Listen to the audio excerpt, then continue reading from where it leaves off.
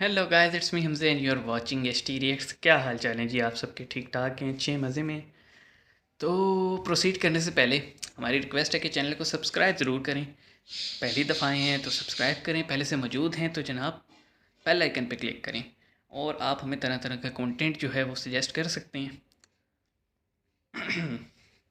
हम आते हैं जी आज के वीडियो पे, जिसका टाइटल है जी major Gaurav Arya, we are ready for China and Pakistan.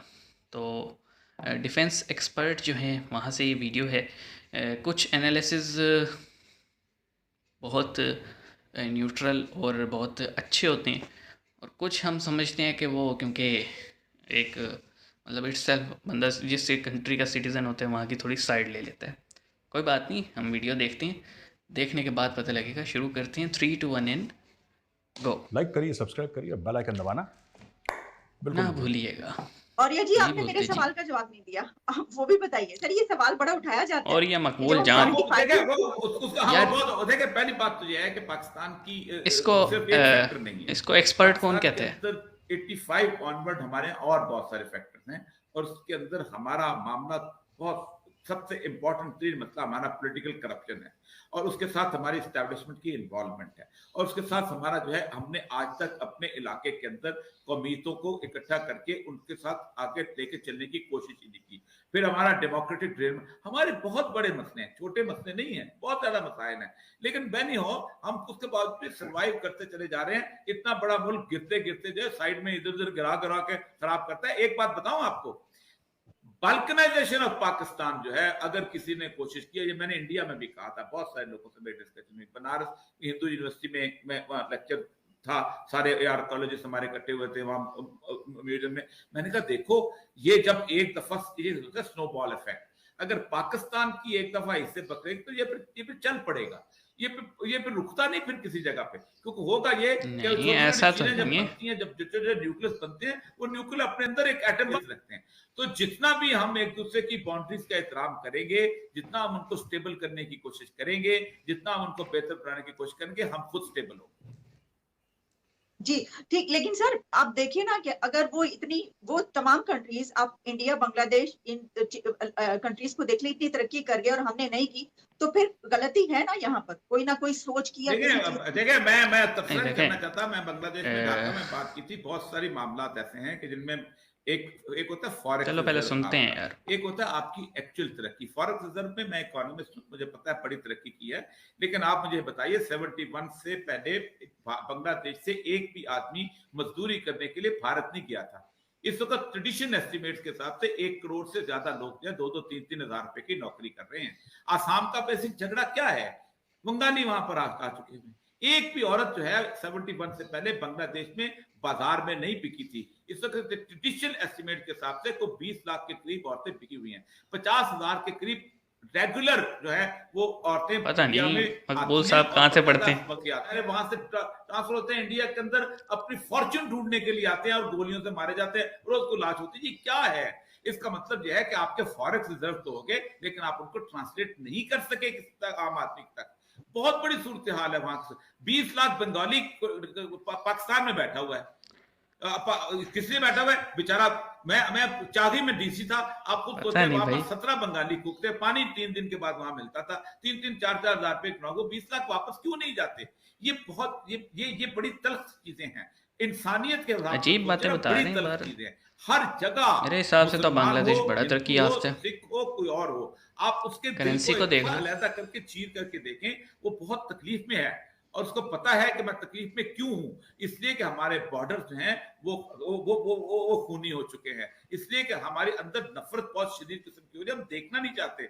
हम सिर्फ नाम की तख्ती पढ़ते हैं, ये मोहम्मद हुसैन है और ये अर्जन दास है, हम सिर्फ नाम की तख्ती पढ़ते हैं ये। और सिख तो बेचारा बेचारा वो रियल रीजन है, वो तो दूर से पहचाना जाता है उसको, तो वो तो कहे ना मैं मोहम्मद हुसैन का बेटा हूं या शर्मा का बेटा, तो कोई मानेगा नहीं। तो ये है हमारी असल में हैसियत। तो इकोनॉमिकली नापने की कोशिश ना करें, देखें सूरत हाल क्या है, ओरिजिनल क्या है। यही वजह है कि हमने हमें फॉरेक्स रिजर्व के खाते में डाला हुआ है, और हम फॉरेक्स रिजर्व के चक्कर में आगे चलते चले जा रहे हैं। ठीक सर, आपसे डिसएग्री मैं कर सकती हूँ, लेकिन मैं समझती हूँ कि जितने मर्जी मसाइल हों, लेकिन बहरहाल ये बात अपनी जगह पर है कि हम बहुत पीछे रह गए हैं और ठीक हमारी जो सिचुएशन है इस वक्त वो ठीक ठीक नहीं है। लेकिन ठीक मेरे साथ जो औरिया जी ने बातें की उसमें कुछ आपने सुन ली, जाहिर है आप जो भी उसके ऊपर कमेंट करना चाहें, लेकिन उसमें ये भी है कि जो मसाइल हैं वो इतने बड़े हैं एक तो, और दूसरी ये बात कि उन्होंने ये कहा कि जो ये बाउंड्रीज की बात की जाती है, इंसानों की बात की जाती है, ये तो जो है ये मसाइल हमेशा से हैं, हमेशा रहेंगे। और जो हमारी तरफ जो प्रॉब्लम्स हैं उसकी कुछ ना कुछ कहीं पर जो ताने बाने हैं वो वहां पर जाकर मिलते हैं। आपका इसके ऊपर क्या कहना है? देखिए, 2-3 बातें हैं जो मैं कहना चाहूँगा। सबसे पहले जैसे उन्होंने बोला कि चाइना की जो ट्रेड है, इन्होंने मलाका की बात करी कि वहाँ पे एक जहाज़ खड़ा, मलाका चोक कहते हैं हम लोग उसको, कि वो एरिया को चोक कर सकते हैं तो चाइना की ट्रेड बंद हो जाएगी। या फिर इस तरफ से अगर चाइना आएगा, अगर चाइना सीपैक से आएगा तो वो भी बंद कर सकते हैं। ऐसी बात नहीं है कि आप ये सोच रहे हैं कि सीपैक क्योंकि पाकिस्तान में बंद नहीं हो सकता, ऐसी बात नहीं है। देखिए, जब मुल्क तैयारी करते हैं, ठीक है, जब मुल्क तैयारी करते हैं, जब पाकिस्तान कहता है कि हमें स्ट्रेटेजिक डेप्थ चाहिए अफगानिस्तान, या हमें इंडिया के अंदर स्ट्रेटेजिक डेप्थ चाहिए, हमें इंडिया के अंदर इन्फ्लुएंस चाहिए, या इंडिया कहता है, और ये आज ना पाकिस्तान, ना इंडिया, ना कोई और मुल्क, everybody thinks in a similar manner. अगर चाइना को ये लगता है कि चाइना पाकिस्तान इकोनॉमिक कॉरिडोर, क्योंकि उसने 60-65 बिलियन डॉलर लगाने हैं इसमें और वो बिल्कुल पीसफुली हो जाएगा, देखिए पीसफुली चाइना को कोई रहने नहीं देगा ये, और ये चाइना जानता है। क्यों चाइना कह रहा है कि हम अफगानिस्तान से भी निकाल लेते हैं, हम यहाँ से भी कर, China is looking for options. जो औरिया साहब ने बात करी, ठीक बात करी, I agree with him. China options अपने निकाल रहा है, क्योंकि हम लोग क्या कर रहे हैं, अभी कल परसों हमने अपना नया एयरक्राफ्ट कैरियर लॉन्च करा। वो किस लिए लॉन्च करा हमने? हिंदुस्तान में बात हो रही है तीसरे एयरक्राफ्ट कैरियर की, हमें चाहिए नहीं चाहिए वो अलग बात है, लेकिन वो किसके लिए कर रहे हैं? हम यूरोप के लिए थोड़ा ना कर रहे हैं, पाकिस्तान के लिए थोड़ा ना कर रहे हैं। तो कहने की बात यह है कि चाइना की कंटेनमेंट सीपैक में भी होगी, मलाका में भी होगी, हर जगह। अब कौन कितना सक्सेसफुल होता है इसमें, चीन हावी हो जाता है, भारत हावी हो जाता है, अमेरिका हावी हो जाता है, वो तो आने वाली तारीख बताएगी। लेकिन कोई ये ना सोचे कि सीपैक पीसफुली गुजर जाएगा और पीसफुली वहां से चाइना के ट्रक दनादन करते हुए तेल लाएंगे और ट्रेड होगा, वो नहीं होने देंगे हम। भारत नहीं होने देगा कम से कम, क्योंकि वो गिलगिट बाल्टिस्तान के थ्रू जाता है। बाकी चाइना जो है 200 अरब डॉलर इन्वेस्ट करे पाकिस्तान में, 200 अरब डॉलर इन्वेस्ट करे, बिल्कुल वो चाइना और पाकिस्तान का अंदरूनी मामला है। पाकिस्तान एक खुद मुख्तार मुल्क है, भारत का कोई लेना देना नहीं है इसमें।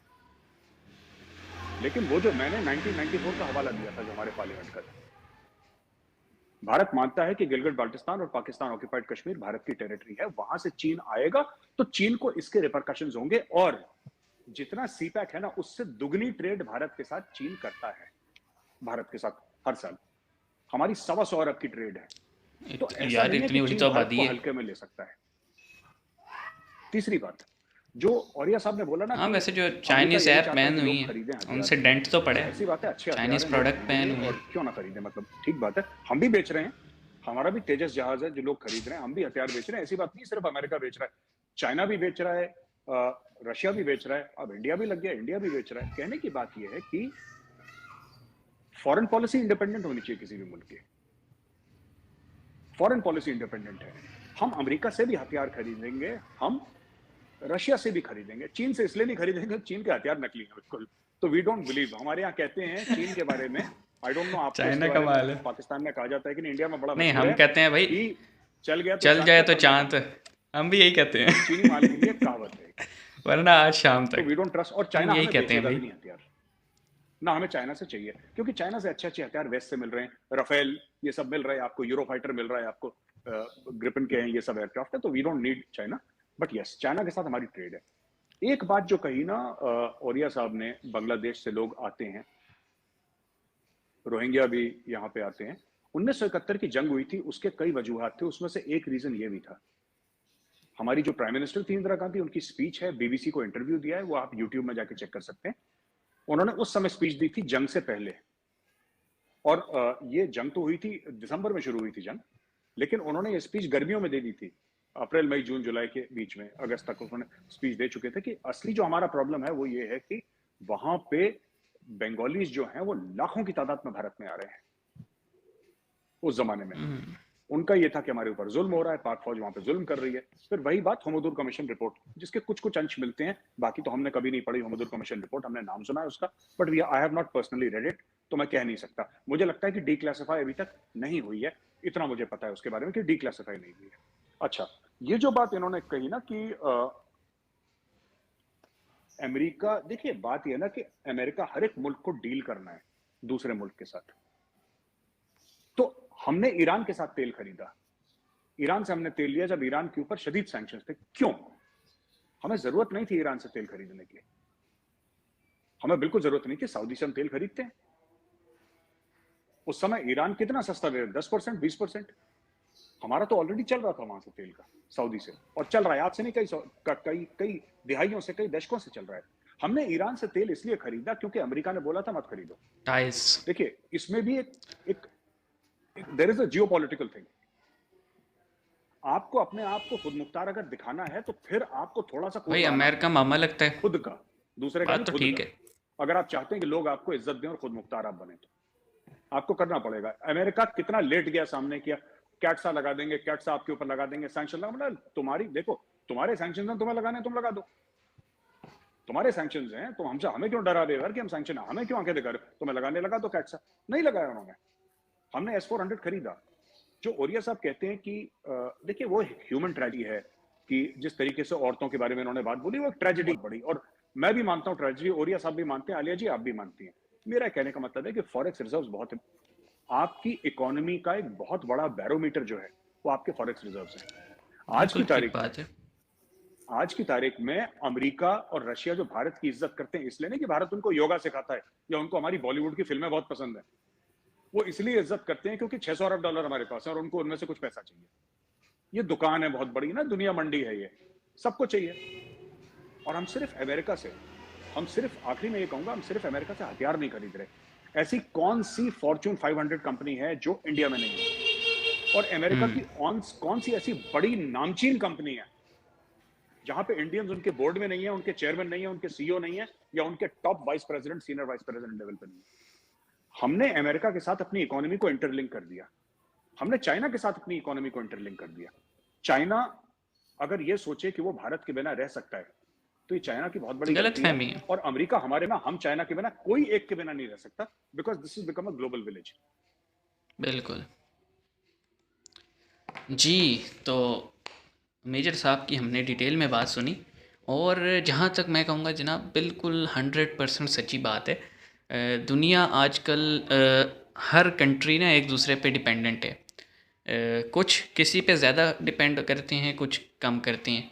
जैसे फॉर एग्ज़ाम्पल हम पाकिस्तान की बात कर लेते हैं जी। पाकिस्तान कहते हैं हम ट्रेड नहीं करेंगे। इंडिया से ट्रेड ना करने पे इंडिया का तो कोई नुकसान नहीं हुआ, क्योंकि इंडिया चीज़ बेचता था, ठीक है, ख़रीदता नहीं था। अब पाकिस्तान ने ना ख़रीद कर क्या किया, एग्रो जो आपके पास इकॉनमी थी वो तबाह कर दी। इंटरनली अपनी करेंसी डिवैल्यू करनी पड़ी, क्योंकि पैसे जो है वो बाहर से चीज़ मंगाने पे डॉलर ज़्यादा खर्च हो रहे थे बनस्बत इंडिया से लेने में। और इसके अलावा भी कि आप देख लें, जिस दिन से ट्रेड इंडिया के साथ बंद हुई है उस दिन से पाकिस्तान का डाउनफॉल कंपैरेटिवली ज़्यादा चल रहा है। अच्छा, उसके बाद सीपैक की जहाँ तक बात है, मेजर साहब की ना एक बात, हम बेशक बीएलए और बाकी जो इंसर्जेंसी की मूवमेंट्स हैं उन्हें साइड पे भी कर दें, तब भी सीपैक जो है ना इतनी आसानी से पूरा नहीं होगा। और अगर पूरा हो गया तो इतनी आसानी से पाकिस्तानी इस पे ट्रेड नहीं करने देंगे। उसकी वजह यह है जनाब कि पाकिस्तानियों को क्या मिल रहा है सीपैक से अभी तक, सिवाय इस चीज़ के कि हमारे ऊपर कर्जे बढ़ते जा रहे हैं। सीपैक की जितनी फोर्स है, इंजीनियर्स और लेबर, वो सब चाइना जो है मोर देन 50% चाइना से लेकर आता है। यहाँ पे कंपनीज़ हायर ही नहीं करती हैं, और जिनको हायर करती हैं यहाँ पे लोकल इंजीनियर्स को एज आ लेबर हायर किया जाता है या टेक्नीशियन हायर किया जाता है, और वो सैलरीज दी जाती हैं जो कि इंजीनियर के लायक ही नहीं होती। तो बिल्कुल ठीक बात है। और ख़ुद मुख्तारी की बात कीजिए, जब तक आप इन बड़ी सुपर पावर्स से डरते रहेंगे कि जनाब जो है ना इससे मिलोगे तो हम ये कर देंगे, उससे मिलोगे तो हम ये कर देंगे, तो भाई अगर आपके किसी से रिलेशन ख़राब हों तो आप बाकी दोस्तों को तो नहीं कहेंगे ना कि ख़बरदार तू उससे मिला तो अगर उससे मिलेगा तो मैं तो उससे नहीं मिलूँगा, ऐसा नहीं होता जी। और पाकिस्तान से हमेशा से ये रहा है कि पाकिस्तान डिक्टेशन पे चलता है यूएस की, और हमेशा उसका नुकसान उठाया है। एट द एंड यूएस तो निकल जाता है ना पतली गली से, वो बैठा भी 7 समंदर दूर है, उस पर तो किसी ने टेररिस्ट अटैक भी करना हो तो बड़ी टाइम लगेगा ठीक है, क्योंकि तसल्ली से बैठा हुआ है दूर। लैंड लॉक स्टेट में तो हम है ना कि जनाब चारों तरफ कोई ना कोई कंट्री है, एक तरफ समंदर है, चारों तरफ कंट्रीज़ हैं। तो बहरहाल हम तो यही कहेंगे जी कि मिलजुल के रहें ले तो बेहतर है, वरना इंडिया का कोई नुकसान नहीं है, लिटरली कोई नुकसान नहीं है, सिर्फ नुकसान पाकिस्तान का होगा, पाकिस्तानियों का होगा। तो इसी बात के साथ इख्तिताम करते हैं। आई होप आपको वीडियो पसंद आएगा। See you guys in the next video.